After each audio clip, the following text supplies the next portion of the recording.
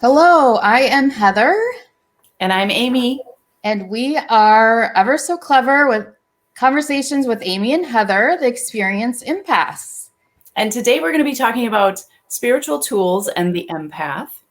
And Heather and I are really bringing these conversations to you, to the empath, highly sensitive or intuitive, with the purpose of really helping you navigate through these turbulent times.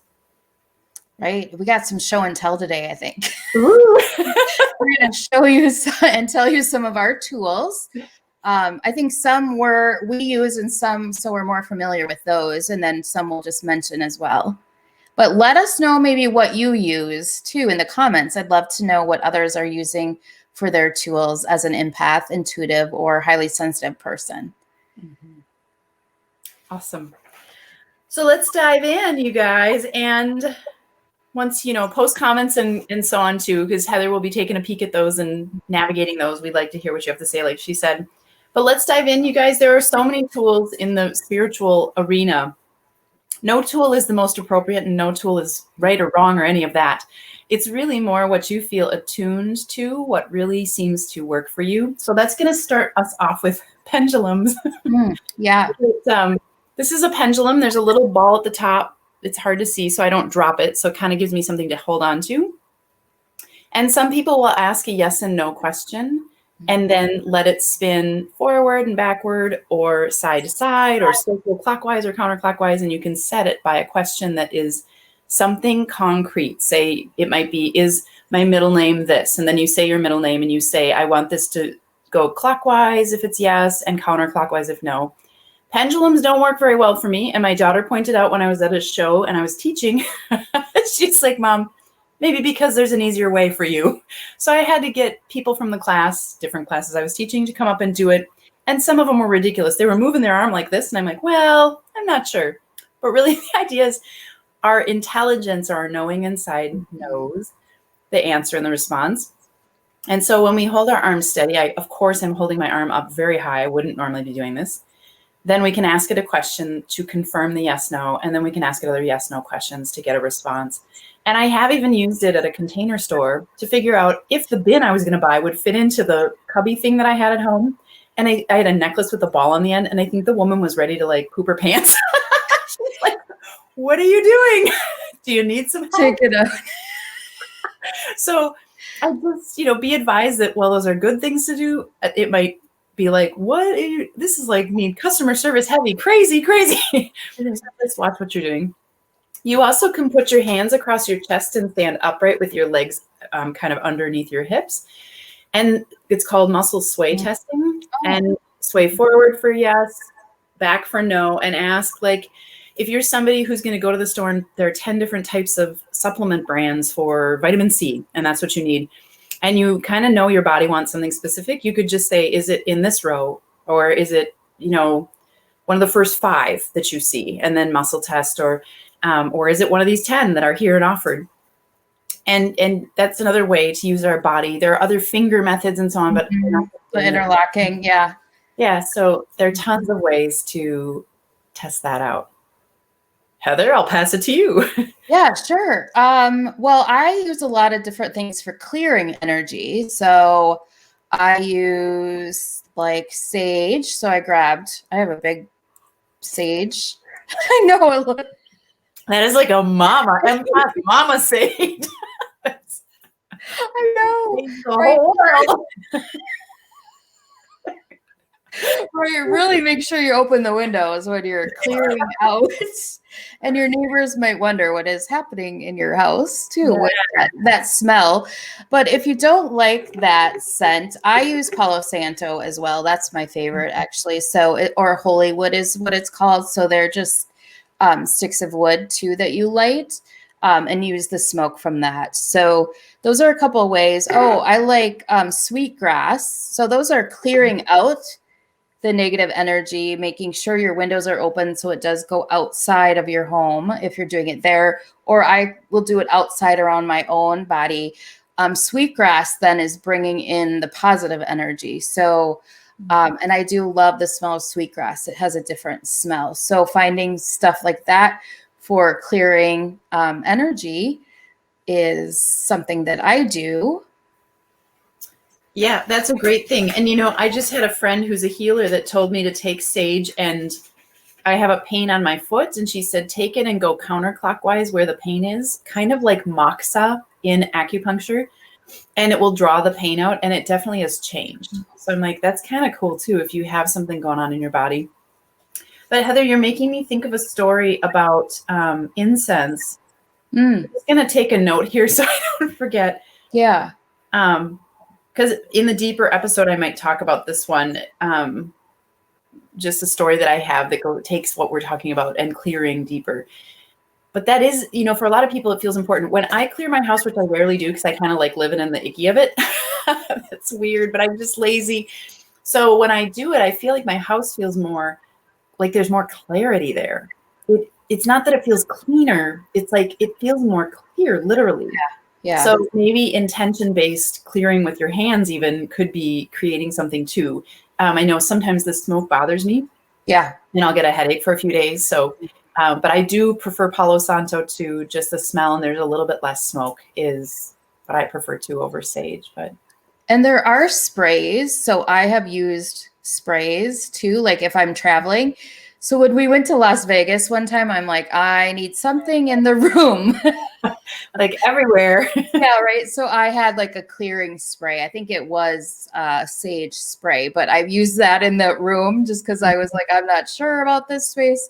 Because you can't burn things in certain places too, like if you live in an apartment or something. So burning. Yeah. Yeah. What other?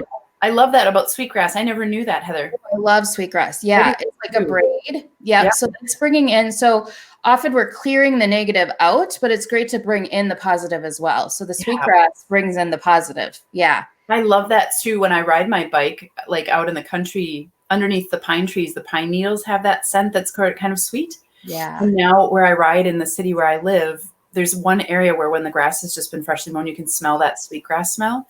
Yeah. And I love it too. They used to sell it at the co-op, but maybe I'm going to make a note to myself to get some sweetgrass because I can use that positive. There you go. I mean, not that I'm telling you about that here. Sorry.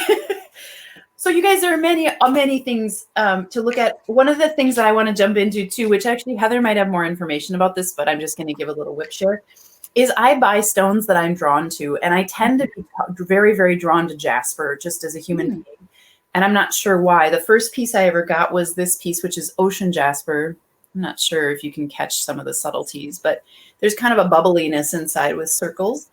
And then this one is called Bumblebee Jasper. But you can actually use crystals to affect change in your room or your space or set a crystal grid. And I have so it's I'm not sure if it's the gas or the water meter, but one of them can damage your heart valve. That's pretty scary. So we have a couch that sits right behind those two meters. And I felt for a long time I should do something about it. And so then I asked a friend who knows about this, and she said, just take crystals and stick them at the edge of, the room. And, or I could stick crystals on the thing outside, which I thought I could tape them to it. Maybe in the winter I'll do that and try that instead. But now instead of worrying about the meters, I'm more worried about the crystals. So I'm like, okay, that's already a good step. And then amethyst is a big one that people use, right? Isn't this amethyst? Yeah. Yep, that is. It looks like it. Yeah, it's kind of good for everything, you guys. But it's like a good clearing stone, so on. But for us, but then, and this is hard to see, on the end of this is citrine. One of the things that I've learned, and I'm lazy. Remember, follow me because I'm lazy. Is citrine will clear other stones. So, like when they get too much energy junked up, then the citrine will clear that. So I kind of keep citrine everywhere because you take care of everything, right? Versus you can clear your stones like in distilled water out in a bowl in the moon, or I don't know. There are lots of ways. Again, I don't do those things because I like the toxicity. Well, and we like selenite. We have selenite all over our house. So when we moved to our new house, we had a friend come do a clearing, and she had put selenite on the ledges above some of our windows. So that she did, and she made a grid down in the basement for a certain closet down there. So that was really interesting. But selenite is something I do. It seems very protective to me. That's one that I'm drawn to. And I know my daughter has rose quartz. So that's really good for self-love, which a lot of us empaths could use for sure. Or love, sending love outward too. But a lot of it is bringing the love inward. And black, what is it? Black tourmaline. I carry that sometimes in my pocket. Do you? As a protection. Yeah.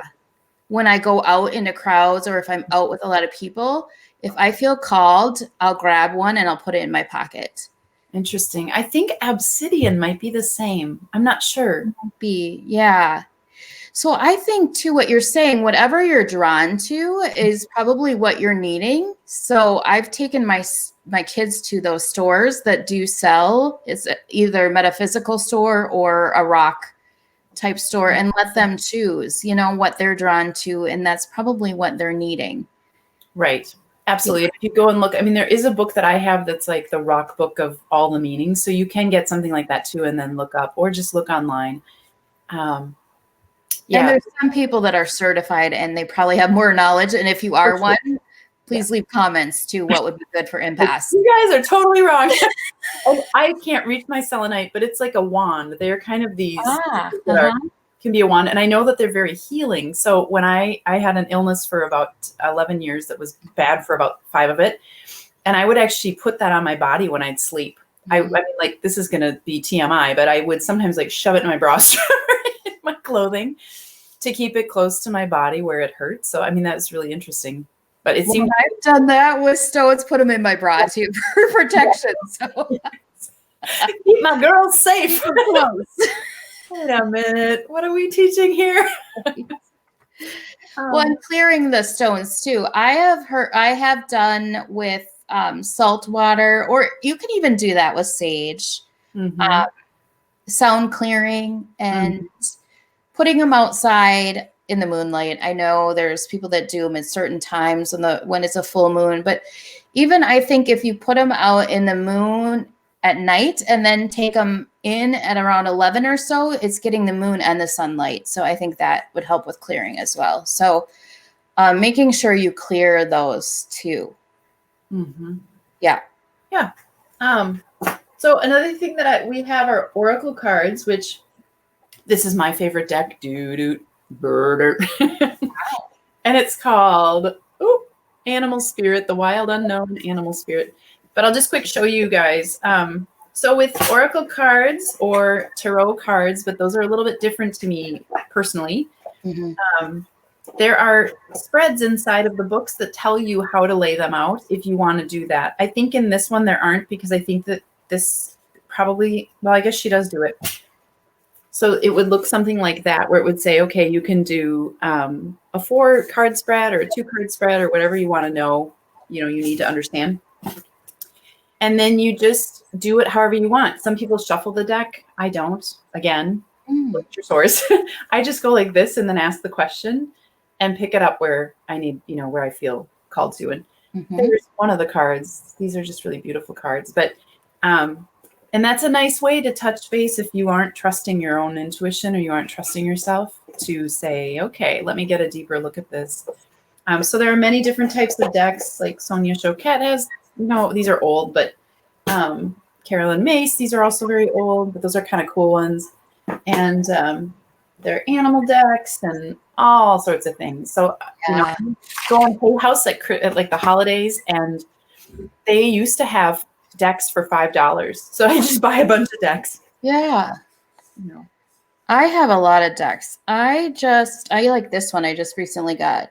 Angels and Ancestors Oracle by Kyle Gray. Beautiful. Yeah. And I know I was on a roll of doing it every day as part of my like morning ritual of picking a card and asking like, what do I need to know for the day? I kind of hold like the deck up to my heart, and then I would actually, what do you call it? The deck. Shuffle. Shuffle. There we go. I would shuffle the deck, and then whatever card came, I would know that that was the right one with the intention. And then I have done one time too, or maybe I've done it twice. I have pulled cards for the year, so for each month of the year. So that's kind of fun to do too. So like in December, pulling them for the next year, a card for each month. Yep. Kind of as a guidance. I've done 3-card pulls, or, you know, where it's the past, present, and future message. Yeah, so it's fun. I think they're a great tool, and it's very confirming usually for me. I agree. I think the good thing is get your question really concise. Mm-hmm. So that you're not like wavering, like, well, now what does that mean from what the answer is? But the more concise, I think, the better. You're like, oh, I really get that. Yeah. Yep. Yeah. Essential oils are something I love. Frankincense. I like frankincense essential oils. I use those, and lavender too. Do you use any of those? Lavender is very calming. Frankincense, I feel, is kind of for protection and connecting, like to my guides and connecting to spirit. The one that I find I gravitate toward always is bergamot. Oh, like that grapefruit mix with citrusy. I just always land there. Yep. Yep. And they're healing. If you do use them though on your body, make sure you use a curing oil. Like we use almond oil, because it can sometimes burn your skin, especially if you're sensitive. So not that I'm an expert at all, but just knowing that too. Yeah. Yeah. That's smart. And use, small doses until you move up. Because I actually had a situation where it didn't work out great for me. So just start slowly and then work your way up to more. There also are these 2 books. They're Angel Numbers by Doreen Virtue, which I'm not super fond of her. I never have been. So I really liked it when this book came out. That's by Elizabeth Barber. She actually has a different name. Like if you found her online, she goes by a different last name now. But Life by Numbers, I really like this book. So when you see the car in front of you has a 3-digit number, or it's just 0 to 1,000 are the numbers in that book. And I like those. It's helpful. Oh, I don't know what that was. Maybe somebody else is joining us. Maybe? No? I don't know. I don't know. Sorry about that. And I also have this one, which is called Mo Divination. And inside the book, it tells you, sorry, there's a sheen to it. It tells you to use dice, and that the dice correlate, like the number on the dice correlate to different symbols in that divination process. Oh. And then you can, roll the dice and asking your question, and then look up what the meaning is. It's a little bit, probably more like the I Ching. It's a little, I don't know how to say it. It's kind of seriously like specific and also kind of not. I mean, so it's a little tricky, but it's a fun one to try out if you're curious. Yeah. Well, and I've done that with books. Just say, okay, ask like if I need to hear a message, I'll open a book to a random page and just see what I need to hear. Yeah. Right. Yeah. No, that's absolutely right. Yeah. They're also, you guys, I have a set, but I don't know where they are, but they're called Tinkshas. And it's these 2 little discs that are like little tiny bells, but they aren't bell shaped. They're sort of flat, and then there's usually a leather cord in between the 2, and they don't hang down very far. But when you go like this, they'll clink together. And if you do it in front of somebody's body, or for the point of divining, that you can actually hear, like if you do it in front of somebody's gut and you go up and down their chakras, you can hear where the chakras are out. Oh. So it's like you'll hear the tone gets very different. So, I mean, that's kind of a cool one. I've used that for myself before to check like what's going on. Yeah. But I had bells like that, but I thought they were more like for clear, like. Well, you could clear space too, but yeah, exactly. That? Yes. Yeah, because they go together. Yeah. Oh, okay. So you could use them to clear space too, but you can use them to listen, and the resonance will change when it's in front of something that's not, sounding like the others. Yeah. these things is not like the other. Right? Wow, that's cool. I didn't know that. Okay. See, look at this. See, I'm learning too. You guys, something I didn't bring up, and it's a little hard to see this, but these are dowsing rods, and they're on these little roller things, so it's like they can spin. But you can use them to do the same thing as the pendulum and ask them questions, and then they'll move. Like right there, it just moved on its own. That wasn't me. So, so it's like but they will, when you ask them things, they'll answer, and you can ask them to go inward or outward. That was me doing that. But when you can check out, like with these, you can dowse and find Hartman and Curry lines, which are energy ley lines on the earth. Yes, you could find water, but you can also just ask them questions, of this or that, and setting it again like the pendulum. But those are kind of fun. My kids like playing with them, in the yard. They're like, let's go find something. Yeah. Very cool. Yeah. Yep. What else? Should we cover anything else? I don't think so, Heather. I think in the deeper episode, though, I'm going to tell a story about using, like, I cleared my house and what happened as a result. Is a pretty profound story. So I think I'll save that for that experience. Okay. I can't think of anything else. Yeah. And just to mention too, like, I have Reiki done to me as a healing. So there's other types of healing modalities that can be used besides spiritual tools. So that could even be another topic, the modalities that we could be using. But that's something that we use to clear and heal our bodies, my daughter and I. So Reiki, there's other forms of that.